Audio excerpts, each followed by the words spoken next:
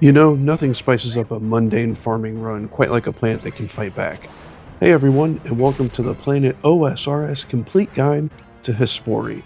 You can consider this guide your farmer's almanac to turning this plant into mulch.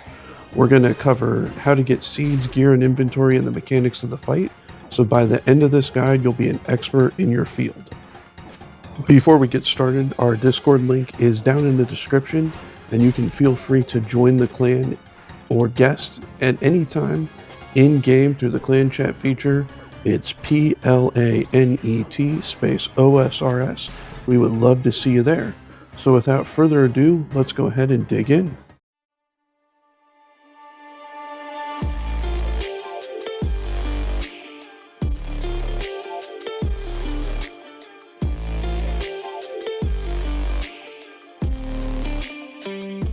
All right, so the first thing that we want to talk about with this boss is the Hespori Seeds.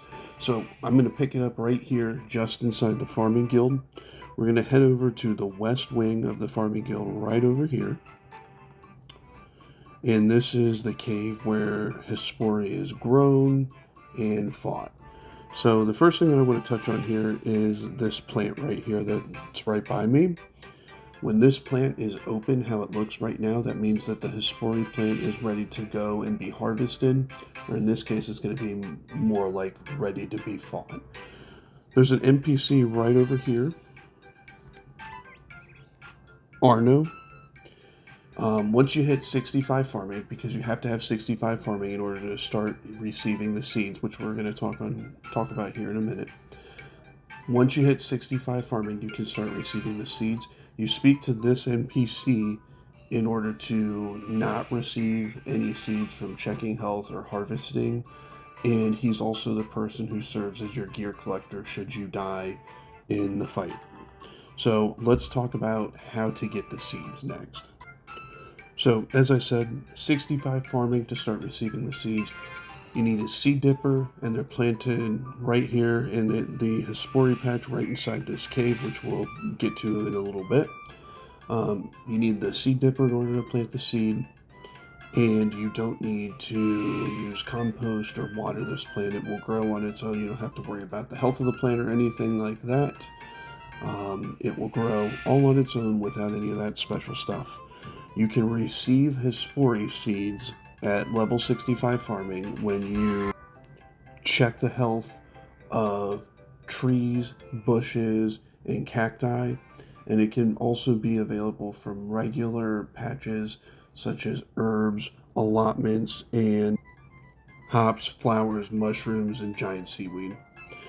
Speaking of giant seaweed, if you're trying to get more Hespori seeds, special patches are going to be your bread and butter for a higher chance at those seeds. So think of things like cactus, mushrooms, nightshade, and giant seaweed. Those will give you a better chance at getting the seed drops. One last little note here about the seeds. Hespori seeds cannot be used to fill birdhouses for where your birdhouse runs. So that should conclude everything about the Hespori seeds. Next, we'll talk about gear, inventory, and break down the couple little mechanics here in the fight. Alright, so next we're going to go ahead and talk about gear, inventory, and the mechanics of the fight. So, as far as gear, it's just go with what you got. Whatever your best melee combat gear is. I'm taking Oathplate and the Noxious Halberd. You can take Elite Void if you want, or Void. There's really no right or wrong answer, just the best melee gear that you've got. There's no point in putting anything off, like waiting till you get better gear to do this. It's really manageable, so that's my spiel on gear. Inventory wise, I'm bringing another Hespori seed to plant after I massacre the one that's grown. The seed dipper, because obviously we need it. The spade, you need to harvest it. Now the darts are optional here because, as we'll touch on with the mechanics of the fight here, there's a mechanic where you can't hit the Hespori as long as the plants, when the plants inside the cave bloom. but we'll touch on that in a minute. You can switch out to the darts. I'll do it for the sake of this video. Most of the time, I don't even bother. I just run around the room and whack them. They're one hit to kill, so you can switch out to them, but there's really no need to bring them. I'm just going to do it for the guide, just to show you. I'm bringing a super combat potion, one prayer potion, an antidote just to cure poison, a teleport out. I'm using the construction cape, and then just a couple pieces of food. You may have to tweak, the number of prayer potions and food, just depending on your combat level. Oh, there's somebody with Bandos and Dragon Simi. So yeah, like I say, whole lot as far as gear there. But anyway, yeah, you might have to bring a little more food. I'm probably not going to touch the food. I might take like 1 to 2 pieces just because I'm going to be switching out, not doing it how I normally do it. But there's really not. But you want to save a couple of inventory spaces like the bottom down here just for loot. And that's really about it as far as the inventory goes.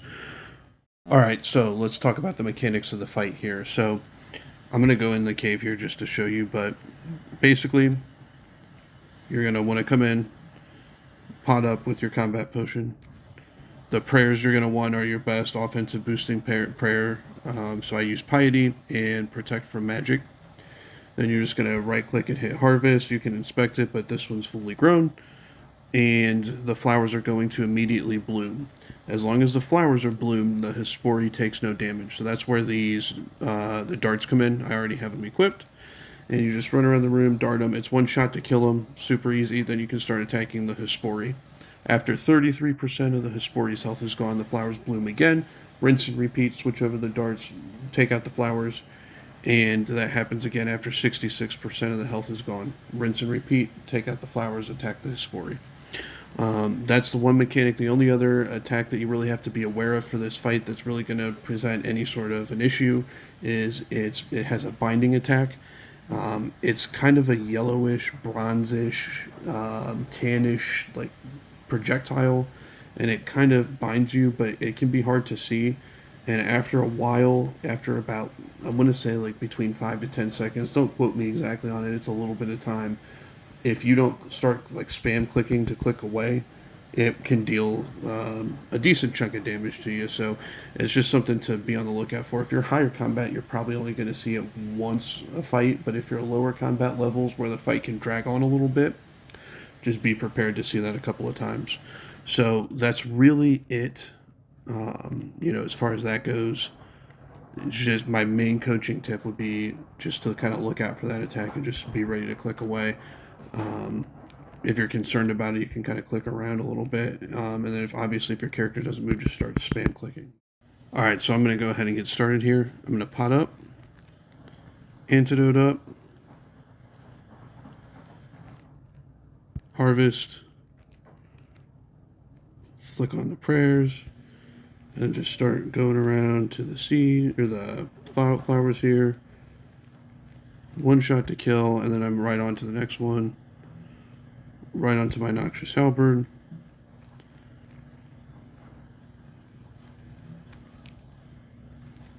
Not really a whole lot to it here. I'm going to try to move the camera to see if I can see. We're going to have flowers again here. There they are. Boom. Boom.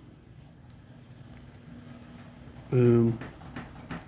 And okay, that's the entangle attack. Looks like I got hit by it. It can be hard to see. So I went to click and I wasn't moving. That's like I was just saying a minute ago there.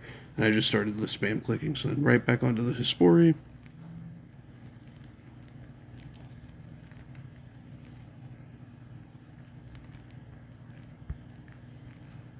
Boom. Boom. And 4.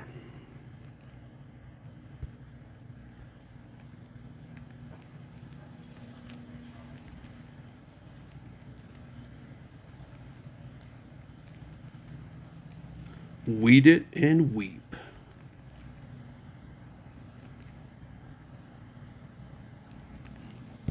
Alright, I'm going to go ahead and harvest it. There's the loot. I'm going to go ahead and use the next seed on it here. And yeah, that's all there is to it. So that ended up being a really good kill of what I was just talking about before the fight. I switched over to my darts, and I went to dart one of the plants. My character just didn't really move.